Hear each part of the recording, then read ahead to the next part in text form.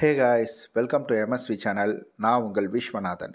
நம்ம இன்னைக்கு இப்போ பார்க்க போகிறது என்னென்னா, ரொம்ப இம்பார்ட்டண்டான வீடியோ தாங்க. நீங்கள் தம்ப்லைனை பார்த்துட்டு தான் உள்ளே வந்திருப்பீங்க. குறிப்பாக பெண்களுக்கு ரொம்ப முக்கியமான வீடியோ. இந்த ஒரு தவறை நீங்கள் தொடர்ந்து செய்கிறதுனால பெண்களாக இருக்கட்டும், ஆண்களாக இருக்கட்டும், இரண்டு தரப்புலேயுமே பிரச்சனைகள் வருவதற்கான வாய்ப்புகள் நிறையாக இருக்குது. இதை மட்டும் சரி பண்ணிக்கோங்க. வாழ்க்கை நேர்கோட்டில் அப்படியே ஸ்மூத்தாக போகும். நம்ம வார்த்தைகளுக்கு வல்லமை இருக்குது அப்படின்றத அடிக்கடி சொல்லுவோம். நம்ம வார்த்தைகளில் எதை பயன்படுத்துகிறோமோ அது அப்படியே நடக்கும் நம்மளுடைய வாழ்க்கையில். உதாரணத்துக்கு ஒரு அசிங்கமான வார்த்தையை பயன்படுத்திக்கொள்கிறையும், ஒரு நல்ல வார்த்தைகளை பயன்படுத்திக்கொள்கிறையும் நமக்குள்ளே நடக்கக்கூடிய மாற்றங்களை நம்மளாலேயே உணர முடியும். அதை கண்டிப்பாக நீங்கள் உற்று கவனித்து பார்த்தீங்கன்னா அது உங்களுக்கே புரிய வரும். இதுதான் இப்போ இந்த வார்த்தைகளை சரியாக நம்ம கையாள தெரியல அப்படின்னாலே நமக்கு ஒரு பிரச்சனைகள் அப்படின்றது வருது.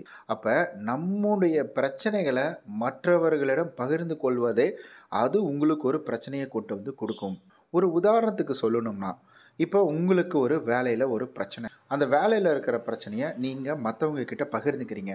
என்ன சொல்கிறீங்கன்னா, இந்த வேலையில் இதே பிரச்சனை, இவன்லாம் ஒரு ஓனரு, இவன்லாம் என்னத்தை நமக்கு சம்பளம் கொடுக்குறான், இவ்வளோ வேலை வாங்குறான், இந்த வேலையில் நான் இந்த ட்ரிக்ஸை பயன்படுத்தி ஓபி அடிச்சுட்டு அப்படியே எஸ்கேப் ஆகி வந்துடுவேன் அப்படின்ற மாதிரி உங்கள் சக ஊழியர்கிட்டையும் இல்லை உங்களுடைய நண்பர்கள்கிட்டையும் பகிர்ந்துக்கிறீங்க. இப்படி நீங்கள் பகிர்ந்துக்கொள்கிற ஒரு நாள் உங்களுடைய சக ஊழியரோ அல்லது உங்களுடைய நண்பரோ ஒரு தொழில் தொடங்குறாங்க. இப்போ நீங்கள் வேலை செய்கிற தொழிலே தான் அவங்களும் தொடங்குறாங்கன்னு வச்சுக்கோங்களேன். அப்படி அவங்க தொழில் தொடங்கக்கொள்கிற அந்த இடத்துக்கு நீங்கள் வேலைக்கு போகக்கூடிய சூழ்நிலை வருது அப்படின்னா, அப்போ அவர்கள் உங்கள் மேலே நம்பிக்கை அப்படின்றத வைப்பாங்களா? நிச்சயம் வைக்க மாட்டாங்க.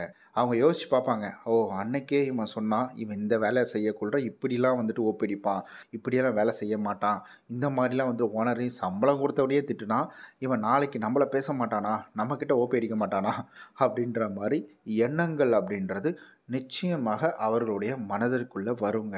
அதனால் சென்டர் ப்ரெஸ் வாங்கியோ இல்லை உண்மையாலும் திண்டுக்கல் பூட்டை வாங்கியோ வாய்க்கு ஒரு பூட்டை போட்டுக்கோங்க. உங்களுக்குள்ளே என்ன சோகம் இருந்தாலும் சரி, வேலையில் பிரச்சனை, எந்த பிரச்சனையாக இருந்தாலும் சரி, ஆமாடா ஒர்க்கில் பிரச்சனை அவ்வளோதான், அது சரியாப்படாது என்னப்ப அப்படின்ற மாதிரி ஜஸ்ட் இக்னோர் பண்ணிவிட்டு போயிடுங்க. இதை நீங்கள் எக்ஸ்பிளைன் பண்ணுறதுனால இதில் பெருசாக மாற்றங்கள் அப்படின்றது உங்களுடைய வாழ்க்கையில் நிகழப்போகிறது கிடையவே கிடையாது.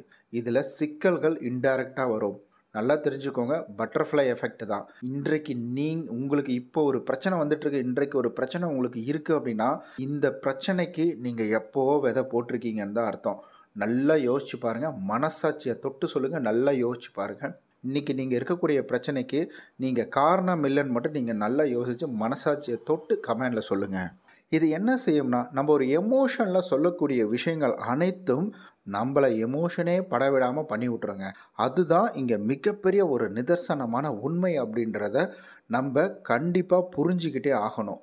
ஏன்னா இதில் ஒரு லைவாக ஒரு எக்ஸாம்பிள் ஒன்று நடந்துச்சு. என் கூட அலுவலகத்தில் பணியாற்ற ஒருத்தருக்கு நடந்தது. அதை நான் உங்ககிட்ட பகிர்ந்துக்கிறேன். இப்போ நம்ம கோபத்தில் சொல்லக்கூடிய விஷயம், நம்ம ஒரு சந்தோஷத்தில் சொல்லக்கூடிய விஷயம், இல்லை ஒரு எமோஷனில் அதாவது ஒரு ஆதங்கத்தில் சொல்லக்கூடிய விஷயம், இது நமக்கே பின்னாடி திரும்பி ஒரு பேக் ஃபயர் அப்படின்றது ஆகும். இதில் எந்தவித மாற்று கருத்துமே கிடையாது. என்னென்னா அவர் ரொம்ப ஒரு மாதிரி கேலி கிண்டல் இருக்கிறவர். யாரை பார்த்தாலும் கிண்டல் பண்ணுறது, கேலி பண்ணுறது, அதாவது எனக்கு வர்றதெல்லாம் இப்படி இருக்கணும், கொஞ்சம் டீப்பாக நிறையா விஷயங்களை தன்னுடைய ஃப்ரெண்டுக்கிட்ட பகிர்ந்துக்கிறாரு. பகிர்ந்துக்கிட்டு அவருடைய தங்கையவே விரும்ப போகக்கொள்கிற பிரச்சனை அங்கேருந்து ஸ்டார்ட் ஆகுது. இதை ஓப்பனப்பாக அந்த இடத்துல சொல்ல முடியாது. பிரச்சனை அப்படின்றது அந்த இடத்துல வருது. மற்ற எல்லாரும் கூட ஒத்துக்கிட்டாங்க. அதாவது பொண்ணு வீட்டில், அதாவது இவர் ஃப்ரெண்டு இருக்கா, என்னுடைய வேலை செய்கிறவர் கூட வேலை செய்கிறவருக்கு அவருடைய ஃப்ரெண்டோட தங்கச்சி தான் லவ் பண்ணுறாரு. அப்போ அவருடைய ஃப்ரெண்டோடைய அந்த தங்கச்சி வீட்டில் ஒத்துக்கிட்டாங்க. எல்லாருமே ஒத்துக்கிட்டாங்க. அப்பா ஒத்துக்கிட்டாங்க, அம்மா ஒத்துக்கிட்டாங்க. சரி ஓகேப்பா, இத்தனை வருஷம் கூட இருக்கிற பையன் என்ன பண்ணுறது, பண்ணிடுச்சிங்க, ஒன்றும் பண்ண முடியாது அப்படின்ற மாதிரி ஒத்துக்கிட்டாங்க. அவங்க அண்ணன் மட்டும் ஒத்துக்கவே இல்லைங்க. எவ்வளவோ அவங்க அப்பா அம்மா பேசி பார்க்குறாங்க, முடியாது முடியாது முடியாதுன்னு மட்டும் அவர் பயங்கர ஸ்ட்ராங்காக சொல்கிறாரு. தங்கச்சி அழுகுது. அவங்க அப்பா அம்மா கூட ரொம்ப எமோஷனலாக பேசி பார்த்துறாங்க. தங்கச்சியோட வாழ்க்கை அவள் விருப்பப்படியே இருந்துட்டு போட்டோம் அப்படின்ற மாதிரி சொல்லி அவர் ஒத்துக்கவே இல்லை.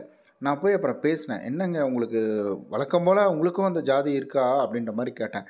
அட அதெல்லாம் இல்லைப்பா, நீ வேற ஒன்று அப்படின்ற மாதிரி கொஞ்சம் எமோஷ்னலாக பேசினார். அப்புறம் நான் சும்மா பேச்சு கொடுத்தேன். என்னதாங்க ஆச்சு? உங்க கூட சேர்ந்து சுத்துறவன், இதில என்னதான் பிரச்சனை சொல்லுங்க? நாளைக்கு உங்களுக்கு வந்து பக்கபலமா இருக்க மாட்டானா? ஃப்ரெண்டா இருக்கிறவன், நாளைக்கு உங்களுக்கு பக்கபலமா இருப்பான்ல, அப்படின்ற மாரி சொல்லி பேசினேன். அப்ப அவரு சொன்ன விஷயம், என்னால காது குடுத்து கேட்க முடியும். இந்த அளவுக்காடா பேசி வப்ப? அவன் ஆனா இத வந்துட்டு எனக்கு தெரியும். அவன் அந்த மாரி கேரக்டர் கிடையாதுன்றது தெரியும். ஏன்னா, நாங்க அலுவலகத்தில இருக்கக்குள்ள அதாவது ஒரு பில்டப் பண்ணி சொல்லுவாங்க பார்த்தீங்களா? அதாவது இப்போ ஒரு பொண்ணு பார்த்தது அப்படின்ற பட்சத்தில, அந்த பொண்ணு என்ன பார்த்து சிரிச்சுதுப்பா. அந்த பொண்ணு பார்த்து என்ன பார்த்து தலையாட்டுனுச்சு." அப்படின்ற மாரிலாம் சொல்லுவாங்க பார்த்தீங்களா? கொஞ்சம் எக்ஸாக்ஸரேட் பண்ணி சொல்றது, அதாவது மிகைப்படுத்தி சொல்றது அப்படின்றது, அந்த மிகைப்படுத்தி சொல்றத அங்க போய் இவன் சொல்லி வச்சிருக்கான். பேசி எக்ஸ்ட்ரா பிட்டெல்லாம் பேசி வச்சனால, "இதுக்கு நான் ஒத்துக்கவே மாட்டேன்." அப்படின்ற மாரி. ஆனா, அந்த மாரி தவறுகள அவன் செய்யல. தவறுகள் பண்ணவே கிடையாது. தவறுகள் பண்ணாம, அத கொஞ்சம் பில்டப்பா இருக்கட்டும் ஃப்ரெண்டுங்க மத்தியில, அப்படின்றதுக்காகவே இவன் வந்து சொன்னதுனால, இன்னைக்கு வந்துட்டு அவர் ஒத்துக்கவே மாட்டேன்றாரு. அத வந்து வெளிப்படையா இங்க நான் சொல்லவும் முடியாது. நம்ம சொல்லக்கூடிய விஷயங்கள் அப்படின்றது, அது நம்மளுடைய வாழ்க்கையில மிகப்பெரிய ஒரு இம்பேக்ட்ட கிரியேட் பண்ணும் அப்படின்றத நம்ம என்னைக்குமே மறந்துறக்கூடாது. நம்ம இன்னைக்கு விதைக்கிற விதை, நாளைக்கு மரமா மாறும். அத நல்ல விதமா விதைக்கணும். அதனால தான் பெரியவங்க சொல்லுவாங்க, "தேவையில்லாததெல்லாம் பேசாத, தேவையில்லாத விஷயங்கள பண்ணாத" அப்படின்ற மாரி சொல்லுவாங்க. எதையுமே வாய விட்டு உளர்றது. எதையுமே வந்துட்டு சொல்லிறது. இப்ப நான் பிசினஸ் பண்ண போறேன்னா, பிசினஸ் பண்ண போறேன்னு சொல்றது. அதுல ஒரு தோல்வி வந்தா தோல்வி. உடனே வெளியில இருக்கவங்க என்ன நினைப்பாங்க, ஒரு பொண்ணு கேட்கவே வராங்கன்னு வச்சுக்கோங்களேன். அப்போ வந்து கேட்குறாங்க, "என்னங்க பாட்டு?" "ஏங்க அவன் 10 பிசினஸ் பண்ணா 10மே போச்சு. அதுக்கப்புறம் இப்போ 11வது ஏதோ பண்ணிட்டு இருக்கிறான். அது என்ன ஆகுதுன்னு தெரியல. இதுலயாவது அவன் நல்லா இருந்தான்னா சந்தோஷம்." அவ்வளோதான் முடிஞ்சு போச்சு வாழ்க்கை. நம்ம படத்துல சொல்ற மாரி தான். ஆள் தங்கமானவங்க, ஆள் தங்கமானவங்க. ஆனா கோவம் தான் பொசுக்கு பொசுக்குன்னு வரும். தூக்கி போட்டு அடிச்சிடுவான். அடிச்சுட்டு தாங்க அவன் பேசுவான் அப்படிம்பாங்க. அதாவது அங்க ஒரு புள்ளி வச்சுர்றாங்கல்ல. அங்கேயே வந்துட்டு ஒரு தொடரும் அப்படின்ற ஒரு விஷயத்த கொண்டு வந்துடுறாங்க. அப்ப நல்லவன் தான் என்ன கோவம், நல்லவன் தான் என்ன குடிப்பழக்கம் இருக்கு, நல்லவன் தான் சாப்பிட்ட உடனே சிகரெட் குடிப்பான், நல்லவன் தான் என்ன கோவம் வந்தா பொண்டாட்டிய இழுத்து போட்டு அடிப்பான். இதெல்லாம் என்ன இருக்கு? அவ்வளோதான் முடிஞ்சிருச்சு. நம்ம பண்ணக்கூடிய தவறு நம்ம தலை மேல நின்னு தாண்டவமாடும். அது நீங்க இன்னைக்கு ஜாலியா சொல்லக்கூடிய விஷயங்கள். கண்டிப்பா உங்களுடைய வாழ்க்கையில ஒருத்தர் வாழ்க்கையிலாவது நடந்திருக்கும். இல்ல இதுக்கு மேல நடக்கும். நீங்க ஜாலியா ஒரு ஹேப்பியா சொன்ன விஷயம், குடும்பத்தில பெரிய சண்டை உருவாயிடும். நீங்க வந்துட்டு ரொம்ப வேடிக்கையா இருக்கும் அப்படின்னு நெனச்சு சொன்ன விஷயம் ஃப்ரெண்டுங்களுக்குள்ள வந்துட்டு மிகப்பெரிய ஒரு பிரச்சனை அப்படின்றத உருவாக்கிவிடும். நம்ம எப்பவுமே சரி, எந்த இடத்துலயும் எந்த இடத்துல பேசணுமோ அந்த இடத்துல பேசணும். அளந்து பேசுவது அப்படின்றது ரொம்ப ரொம்ப முக்கியமான ஒண்ணு. பெரிய பெரிய மனிதர்கள்லாம் அனாவசியமா யாருக்கிட்டயுமே பெருசாலாம் வாய் குடுக்க மாட்டாங்க. நீங்க பார்த்துருக்கலாம். நீங்க படத்துல பார்த்துருக்கலாம். எங்க வேணா பார்த்துருக்கலாம். பட் ஆனா ரொம்ப வந்துட்டு தனக்கு மரியாதை வேணும் அப்படின்னு நினைக்கிறவங்க, மத்தவங்களுக்கு கண்டிப்பா மரியாதை குடுத்துருவாங்க. அண்ட் அதேபோல தேவையில்லாத வார்த்தைகள் அந்த இடத்துல பேச மாட்டாங்க. அதேபோல குறிப்பா அந்த ஒரு மாரி வந்துட்டு துடுதுடுன்னு இருப்பாங்க பார்த்தீங்களா? அதாவது நம்ம ஏதாவது பேசினா அதுக்கு ஆப்போசிட்டா ஒண்ணு பேசி மூஞ்சில அடிச்ச மாரி பேசுவாங்க. அவங்கலாம் பார்த்தா இக்னோர் பண்ணிடுவாங்க. இதுதான் நம்ம பேச்சு அப்படின்றது நமக்கு மரியாதைய வாங்கி குடுக்கும். நம்ம எந்த இடத்துல பேசாம அமைதியா இருக்கிறோமோ, அந்த இடத்துல ஒரே ஒரு விஷயம் மட்டும் தான் பரவும். இவன் பேசவே மாட்டான், உம்முனே இருப்பான். அவ்வளோதான் முடிஞ்சு போச்சு. ஆனா உங்க மனசுல என்ன இருக்கு? நீங்க யாரு? என்ன? நீங்க என்ன நினைக்கிறீங்க? நீங்க என்ன யோசிக்கிறீங்க? அப்படின்றத நீங்க பேசுறத வச்சு ஒரு புத்திசாலி எளிமையா கண்டுபிடிச்சிரும். நீங்க வாய் விடுறத வச்சு ஒரு முட்டாள் அத எளிமையா கண்டுபிடிச்சிரும். ஸோ இத தான் நான் உங்ககிட்ட பகிர்ந்துக்கணும் அப்படின்னு ஆசைப்பட்டேன். பகிர்ந்துக்கிட்டேன். இந்த வீடியோ எப்படி இருந்தது அப்படின்றத மறக்காம கமெண்ட்ல சொல்லுங்க. இதுல நெறைய எக்ஸாம்பிள்ஸ்லாம் கொண்டு வந்திருப்பேன். அதுதான் இதுக்குள்ள வரணும் அப்படின்ற அவசியம் கிடையாது. அதையும் தாண்டி நெறைய விஷயங்கள் இருக்கு. அதனால கவனமா இருங்க. பேச்சில கவனம் அப்படின்றது ரொம்ப ரொம்ப முக்கியம். ஓகே நண்பர்களே! நம்ம நாளைக்கு இது போல நல்ல ஒரு சூப்பரான வீடியோவுல சந்திக்கலாம்.